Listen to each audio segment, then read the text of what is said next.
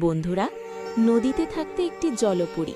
নদীর ধারে দুষ্ট হাতিরা খেলতে খেলতে গাছ ভাঙত, জল নোংরা করত আর নদী শুকিয়ে দিতে লাগল। সব প্রাণী কষ্টে পড়ল।